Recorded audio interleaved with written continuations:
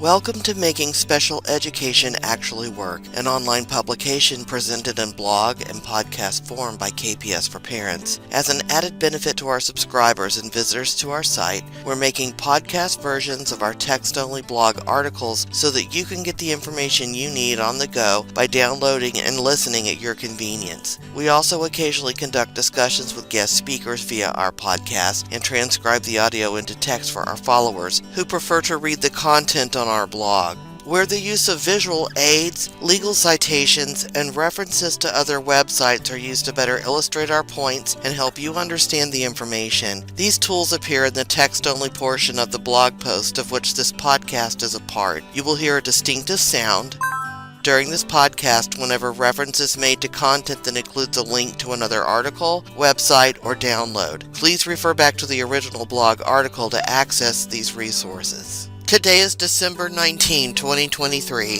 This post and podcast is titled Parent Advocacy versus Conspiratorial Movements, in which we discuss recent developments involving a highly questionable organization that may unfairly cast an unfavorable light on all parent advocacy organizations and hurt the legitimate efforts of serious organizations of doing the very hard work of truly advocating for parents and their children as a matter of democracy at the local level. As much as the work we do at KPS for Parents focuses on social justice issues that include parents' legal rights in the special education process and related areas of public agency regulation, I've been hesitant until now to say anything about what has lately been charading as a parents' advocacy movement. This is mainly because of the most recent developments involving the leadership of one such faux parent advocacy organization, Moms for Liberty, which pretty much speak for themselves and eliminate the need for me to work that hard at supporting my arguments with evidence. I'm busy. I don't have time for deep dives into the world of politics when I'm already doing deep dives into the peer-reviewed research and case law during the regular school year. I see every bit of stupidity and ineptitude in the local government as we see in Congress on the daily. Idiot politicians are the reason why lay advocates and civil rights attorneys are needed in a democracy. Mark Twain is quoted as saying, "In the first place, God made idiots. That was for practice. Then he made school boards. It's not like any of this is new." I've got over 20 students on my lay advocacy caseload. At least 2 of those cases are going to due process. Several of those cases have outstanding remedies due to them from a federal investigation of their local school district that have not yet been negotiated, and others are requiring me to work with families at the local agency level to hopefully resolve their concerns, all the while also making the record just in case formal complaints or litigation become unavoidable. I'm not going to stop all of that to write a blog post or podcast episode unless the moment is right, and it's now right. I won't rehash the Moms for Liberty scandal here. You can read up on that on your own time if you don't already know about it. What I'm focusing on here are the social and psychological sciences as they interact with the rule of law in our democratic republic, and what that means for this country to have a government that is of the people, for the people, and by the people with respect to legitimate parent advocacy. We're meant to have a representative government, and it isn't representative of most of the people when a tiny minority of whack job conspiracy theorists and con artists with prefrontal cortices made of cottage cheese or something close to it are put into positions of authority or otherwise have influence over those with authority and have access to taxpayer resources with no effective systems of oversight or accountability.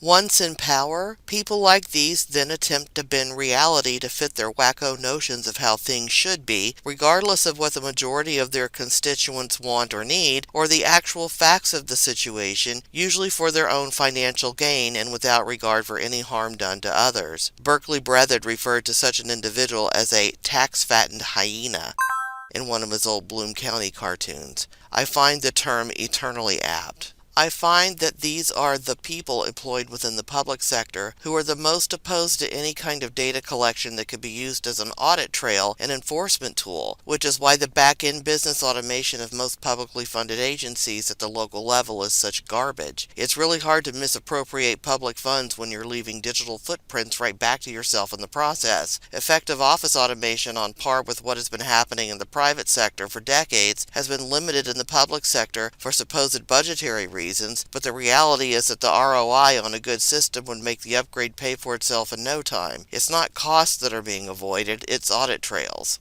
Because the people are expected to hold their government accountable according to the rule of law, it is necessary for the people to know how to do so and be given access to public agency information through various clients' rights, freedom of information, and public records laws. Because of our laws regarding public access to public agency information and the mechanisms of accountability that are built into the regulations that describe how our public agency are supposed to operate, our democracy equips us with powerful tools that allow us to advocate for appropriate outcomes as regular members of society, including as parents for our children in programs for which we pay taxes to serve their needs as a matter of law. Keeping parents in the dark about their rights and the proper paths to recourse, and distracting them with pointless displays of anger and hostility are all parts of a strategy to undermine legitimate parent advocacy, not support it. It drains parents' energy, time, and resources to pursue legitimate remedies by wasting it all on displays of emotion that rarely change policies and create more problems than they solve. The actual processes and procedures afforded to parents as per their lawful parent rights in the public education setting are the only mechanisms of democracy that are designed to address meritorious parental concerns. No matter how many fits at a school board meeting a parent may throw, until they file a formal complaint of some kind, there's not much anyone can do. When parents bring their legitimate concerns to a school board meeting, the proper response is for someone from the school board to help the parent exercise their rights, including helping them file a formal complaint. When parents attempt to argue for things outside the scope of what their public schools can legally do, the schools are obligated to explain how the rules actually apply and what can legitimately be done to address such parental concerns. In the case of special education, this is specifically regulated at 34 CFR section 300.503. Which mandates the provision of prior written notice, or PWN, to parents whenever a change to a child's special education program is proposed or denied by the public education agency. If the public education agency's explanation doesn't make any sense for why it is proposing changes or refusing changes requested by parents, parents have a right to use whatever cockamamie excuse they've been given in their PWNs as evidence against the public education agencies in regulatory complaints or legal proceedings. Our democracy protects parents with rules like these, but knowing how to use them and enforce them isn't something most parents know how to do. One of the methods of depriving people of their rights is to deprive them of any knowledge of past successful efforts to secure the rights of citizens, such as with the litigation and legislative history of special education law, and the processes and procedures by which everyday people can now assert their rights under the law because of how past cases were successfully argued and won, and how legislators have responded to the relevant scientific and legal developments over time. This is why these organizations are so strongly opposed to any curriculum that accurately describes the effects of slavery on American society and governance, and don't want to acknowledge the growing body of science that better explains gender and sexual orientation than what the science of the past was able to tell us, because it challenges behaviors that have been learned and practiced over generations according to religious and political beliefs that don't always abide by observable reality. For example, during the 1600s, the astronomer Galileo died under house arrest for heresy after daring to assert that the Earth rotates around the Sun based on his observations using telescopes and calculating the movements of the stars and planets, because this contradicted the Church's position at the time that the Earth was the center of the universe and everything in the skies rotated around the Earth. Galileo was right, of course. He witnessed the actuality of God's miracle, but rather than revel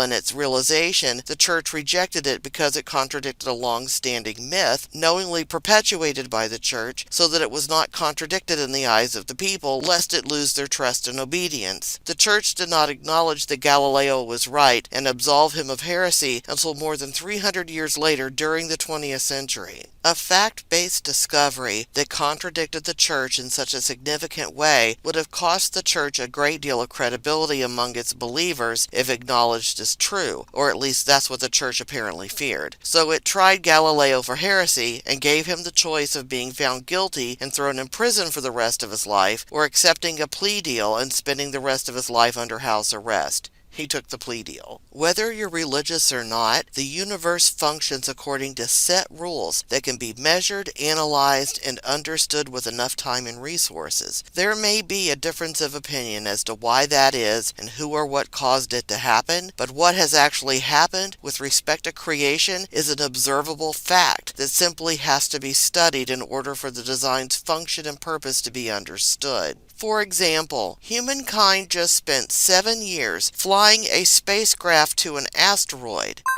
that is due to smack into the Earth in about 150 years, so that we can start figuring out now a way to prevent it from hitting us by the time it gets here. We just flew this thing over millions of miles of space, right up to this asteroid, punched the asteroid using a mechanical arm, captured chunks of debris and dust that flew up off the surface of the asteroid from getting punched, then flew the debris and dust all the way back to Earth so we can analyze it and figure out what the asteroid is made of, which will help us figure out how to prevent it from hitting us. You cannot tell me that our species is capable of doing that, and yet we can't apply science to improve the quality of life for every human on our planet without destroying the world around us. I help everyday families of learners with disabilities acquire the necessary knowledge about the processes and procedures that apply to their disability-related needs and rights so they can successfully advocate for their loved ones according to the applicable science and the rule of law. I understand the regulated processes and procedures that give my clients access to what the law promises them. I use the applicable sciences to identify each learner's unique needs so as to inform the requests I make of publicly funded agencies and programs on their behalf. I understand what it means to facilitate the people's participation in democracy at the local level, including participation in state and federal investigations, as well as due process hearings and disability-related litigation in local, state, and federal courts. I understand that the only way to uphold democracy is to participate in it, according to its rules and regulations. Anything that undermines the democratic process by violating a student's constitutional rights down to a shoddy triennial evaluation or a garbage IEP is fair game for citizens knowledgeable enough to understand what they are looking at and the remedies available to them to fix anything wrong. Keeping people ignorant of what has worked in the past is a deliberate attempt to undermine people's advocacy for themselves, their loved ones, and their communities in the present. People who fail to study history are doomed to repeat it, thus learning their lessons the hard way from trial and error, rather than from the examples set by those who came before them, which wastes time and slows down the rate at which society becomes smarter. The first step of preventing people from advocating for themselves is preventing them from knowing about past efforts of advocacy that were successful, hence the book bans, altering curriculum standards to promote misinformation and omit important, accurate information, protesting community-based pro-literacy and historical accuracy efforts spearheaded by minority groups, and attempting to control any other literary outlet that could expose children to facts that make these individuals uncomfortable. Keeping people ignorant is a powerful tool of oppression. That's why American slaves generally weren't taught to read. A literate, oppressed class can communicate and collaborate more effectively to rise up against their oppressors. People forget that America went through upheavals similar to what we are experiencing right now back in the 1980s and 90s, with some people freaking out over mandatory seatbelt and motorcycle helmet laws and no smoking laws in restaurants and bars, the same way some people freaked out about vaccines and masks during the worst of COVID. Back then, the Cold War had all the doomsayers expecting everyone to die in an unavoidable nuclear holocaust. Tipper Gore was coming for everybody's rock music lyrics, and Larry Flint, who once ran for president on the Republican ticket, was defending his First Amendment right to show exploitative photos of consenting models to consenting purchasers of his published works, thereby effectively defending the First Amendment rights of all pornography publishers. Ironically, many of the men who I remember from back then supporting Larry Flint's First Amendment rights have since taken considerable issue with Colin Kaepernick's First Amendment rights when he peacefully protested murderous police violence against people of color and other minorities, as well as racial inequalities in America in general, by silently kneeling during the national anthem before the start of professional football games. Grown men running around in matching outfits chasing balls and each other. Like that's somehow more important than the fact that we have a national epidemic of people on our local police forces terrorizing and murdering certain groups of people at will and getting away with it. It rather makes clear that they were willing to defend democracy when it meant that they could look at pictures of sexually exploited models. But when it comes to protesting homicidal abuses of police authority against people of color and other minorities, as well as racial inequality in general, that's a horse of another color, which is disgusting. My point is that the wacko minority has always been around, hypocritically asserting itself when it sees the opportunity to cite the law in support of its own agenda, while denying the same protections to others with whom they disagree, before retreating into the corners and staying silent for a while until circumstances provoke them into coming out of the woodwork again. With each periodic re-entry into the mainstream, the wackos, at least temporarily, recruit others to their cause until their actual motives and sheer stupidity become evident to their recruits, who then abandon them as they begin to recede back into the woodwork. It's a predictable cycle, and now people are living long enough to see it repeat in their lifetimes. When you realize it's a predictable cycle, each new Groundhog Day moment leaves you better prepared for when the cycle repeats itself again. The benefit of learning from history is not having to waste time repeating past mistakes through trial and error to eventually arrive at the same conclusions. It's Vygotskian scaffolding realness. It allows you to step into the problem solving at a much later stage in the process, building upon the knowledge that was gathered by those who came before you, instead of starting from the beginning with nothing. Here's what I can tell you about having to interact with the crackpots that have infiltrated the public sector, or otherwise raise pointless hell that interferes with the legitimate functions of government at the local level, as well as my childhood growing up in the middle of the still butthurt losers of the Civil War, who have just been waiting for as long as I can remember for Dixie to rise again so they can get a redo of the Civil War. I'm not kidding when I say their prefrontal cortices are made of cottage cheese, or the neurological equivalent thereto. I am entirely willing to believe that this is due to environmental deprivation of developmental learning opportunities throughout childhood and being raised by uneducated, usually deeply religious, authoritarian parents who supported slavery or descended from people who did, remained bitter and deeply chagrined about losing the Civil War, and relied on corporal punishment as their primary parenting method. I don't think most of them were necessarily born without intact cognitive hardware to begin with. I think an awful lot of perfectly normal humans born into that culture have been deprived of developmentally appropriate environments during childhood that prevented the full development of their brains due to cultural beliefs that strictly controlled their lifestyles and environments. There is a famous case study of a poor woman named Jeannie, who was grotesquely neglected and abused by her family, and then subsequently exploited by the scientific community to study the effects on her development of spending the first 13 years of her life either strapped to her bed on her back or strapped into a toilet chair, always alone in her room with almost no human interactions. She spent most of the first 13 years of her life alone in that bare room with no toys, no language, and no intellectual stimulation. As a result, her brain failed to develop, and she will always be intellectually, communicatively, and physically disabled and require constant care. There were a lot of ethical concerns around how the research community handled Jeannie once she was rescued from her family. That said, her situation provided tremendous insight into what can happen to the brain of a developing child when necessary environmental stimuli are not present to trigger the brain to grow and develop. Play is learning, and formal education only adds to the learning that a child is naturally inclined to pursue independently in a developmentally appropriate environment. When children are deprived of developmentally appropriate environmental stimuli, the parts of their brains that are most ripe for learning are given nothing to learn and will atrophy from the lack of use.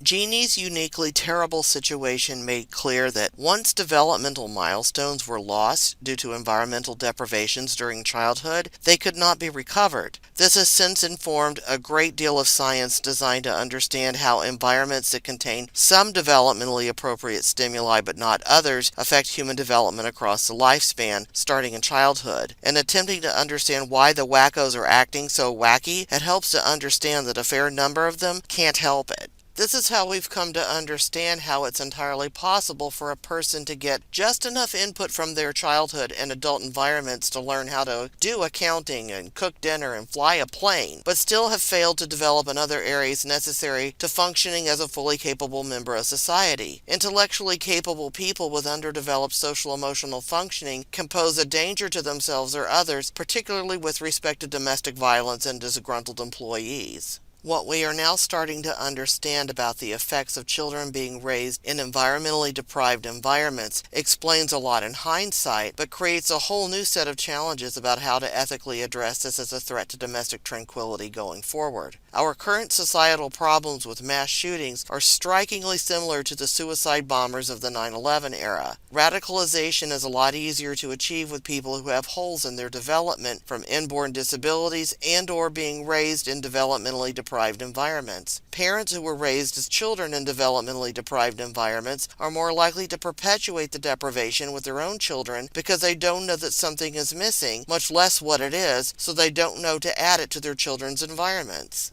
Education that includes developing critical thinking skills, such as those promoted by the Common Core, is necessary to create a public that is educated enough to participate in our government of the people, for the people, and by the people with any success. So when these groups start coming for our public education system to remove content and control what facts our students are allowed to be taught and which facts will be withheld from them, that's censorship, not First Amendment freedom of speech or evidence-based instruction. It's entirely unconstitutional, and it violates best practices. That is not legitimate parent advocacy. That is an organized effort to undermine our democracy by groups of radicals looking to cloak themselves in the language and superficial appearance of a cause people can support, here parents' rights in the public schools, so that they can infiltrate, undermine, and profit from running our public systems in a broken way. As someone who does the job for real, I resent getting lumped in with these kooks by public education agency officials and their representatives when I attempt to help a family avail itself of the actual rules and regulations as a legitimate function of democracy. I deal with enough Karens employed within the public schools. I don't need to be associated with the Karens hijacking the legitimate cause of parents' rights and using it as a dishonest cover to pursue undemocratic ends.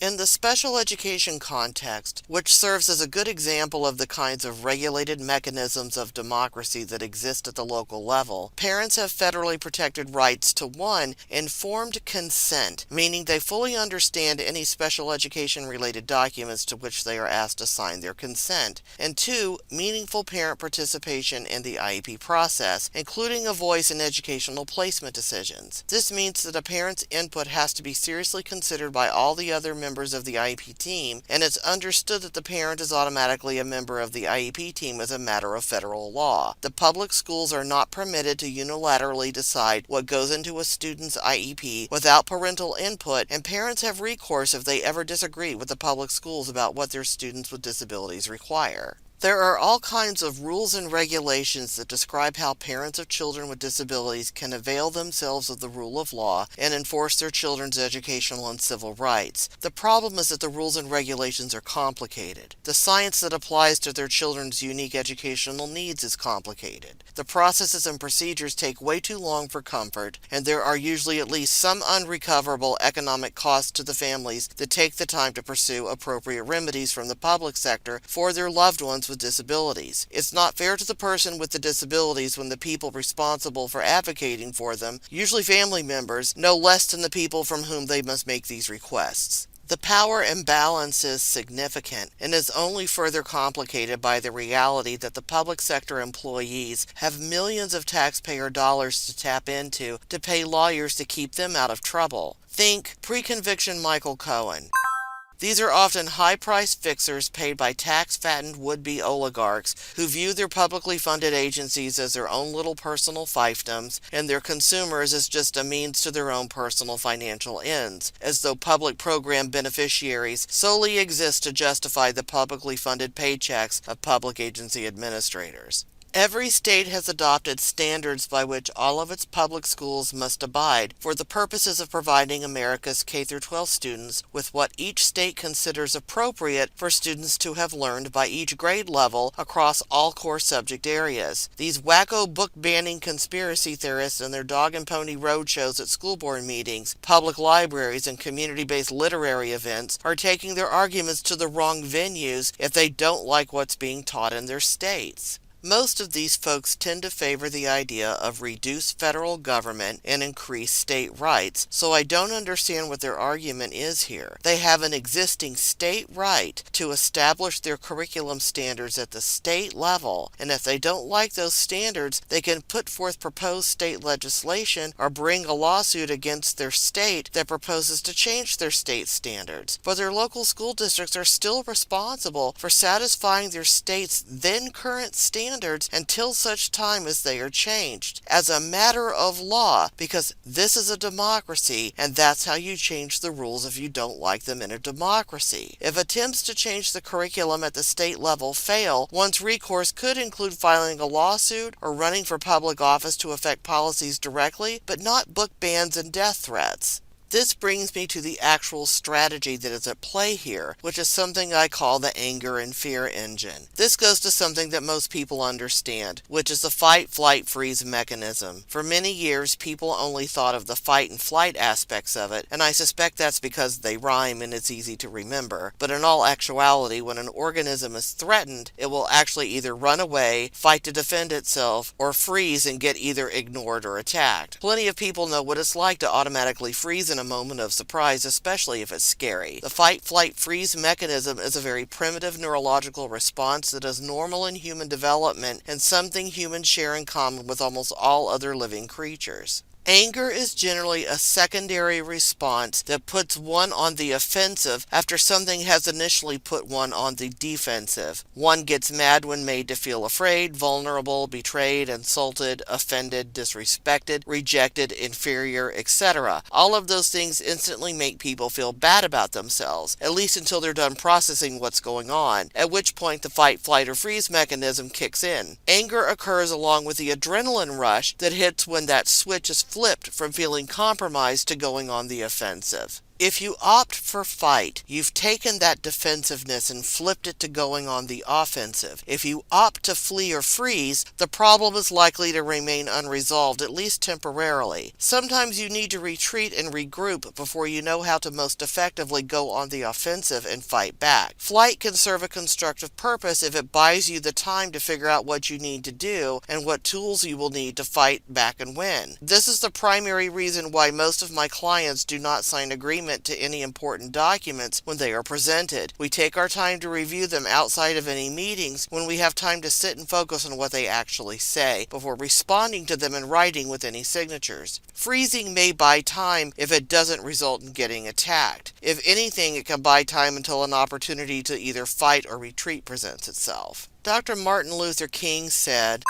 "The arc of the moral universe is long, but it bends towards justice." Those words entirely capture the amount of time it takes to do a good job of gathering the necessary data and documents to inform an appropriate program of instruction for a student with disabilities, much less engage in any enforcement mechanisms that might also be necessary to make that happen. British film producer Peter Brook is quoted as saying, "Violence is the ultimate laziness." His point was that negotiations and adult-level problem-solving require a lot of serious thought that is based on a comprehensive enough understanding of the underlying facts, which can take a long time. But bashing people over the head can take just a few seconds, and you don't have to think that hard to do it. Violence is lazy because it doesn't include all the hard thought and collaboration that is required for peace. Have you noticed that the people who do the most complaining rarely have a workable plan to fix whatever they're complaining about? They exist to grieve, not resolve. Fear can become anger very quickly, and becoming angry can instill fear in others, which can prompt them to become angry as well, hence the anger and fear engine. It's a common psychological response to threats, but uncontained anger and violence towards societies or specific members of society are the methods of barbarians. They are the methods of the lazy or incapable. Successful strategists can manipulate environmental factors according to best practices in the the rule of law such that other people's behaviors are shaped and changed into something more conducive to a healthy, thriving community without any fighting at all, such as when policies and practices actually meet the needs of the people. Sun Tzu asserted in The Art of War